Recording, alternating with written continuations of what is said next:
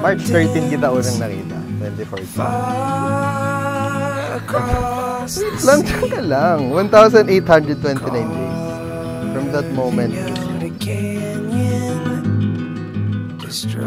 Tagal ko na din itong pinag-iisipan eh. Pero, yun nga, humingi ako ng sign kay Lord.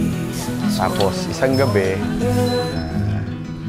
very vivid yung naging sagot niya sa akin. Kasi, yung tanong ko sa buhay is, ano ba talaga yung purpose ko dito, natin? Usually kasi, mga nasa isip ko, mga greater good, mga ganyang bagay. Pero, isang gabi na share ko sa kanya, sabi ko, hindi ko sinabi kung ano yung rason kung ba't ako nag-emotional, pero sabi ni Lord na one of my greatest purposes sa buhay kong ito is to be a loving husband to me.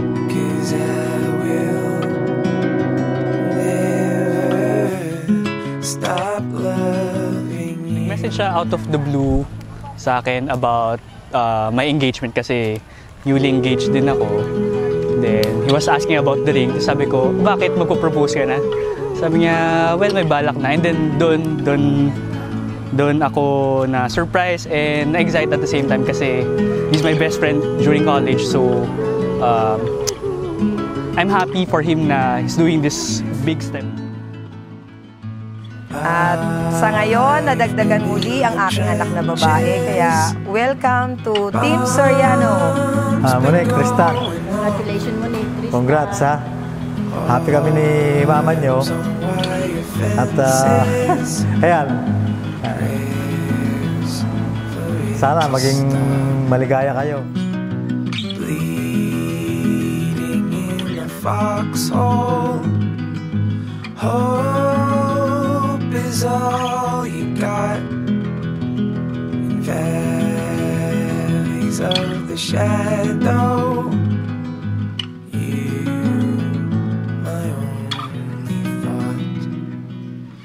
There's not a damn thing any man can do. Sana hindi mo ako mabuking.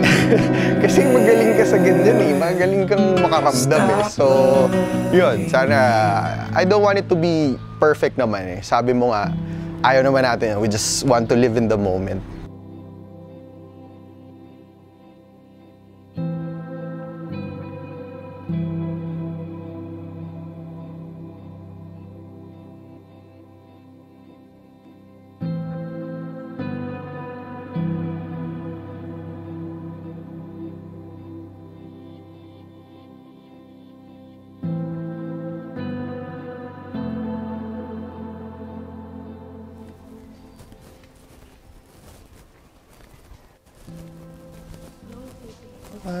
May petals. Astig. Dito tayo. Ganda oh.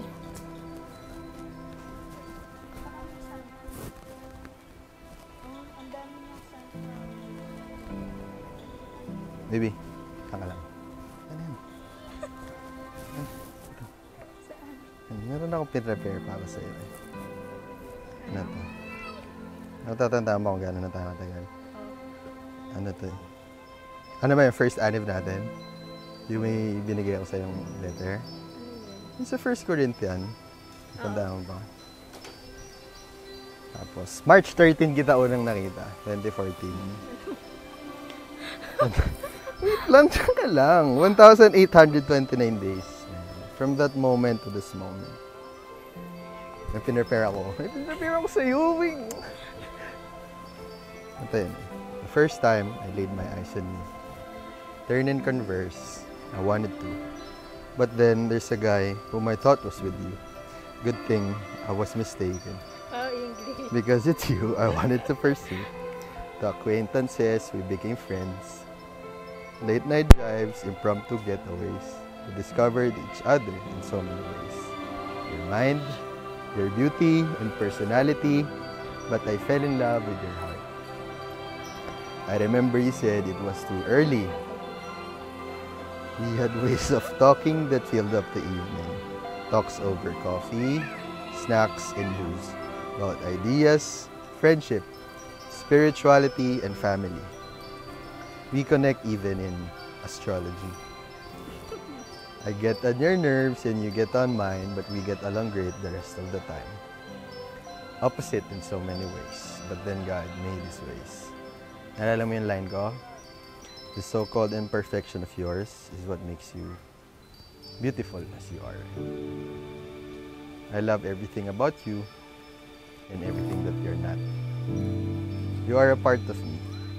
Every failure, every victory, every memory. When I look in the sky and dare to dream, my mind is free and I start to scheme. As I told myself so many times, there is no one I'd love to live my life with. Nanay ba?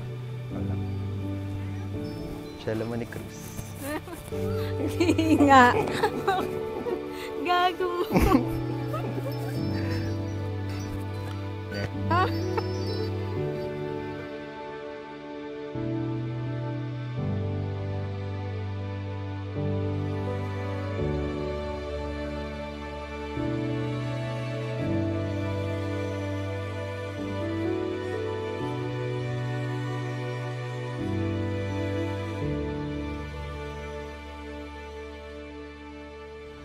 In-invite ko din sila tita, sila ate, and then my family. Alam ko naman na tanggap na tayo ng family. Alam ko, we feel their love, pero for sure, mas matutuwa kayo na nandyan yung mga kids, lalo na alam kong mahal na mahal mo yung mga pamangkin.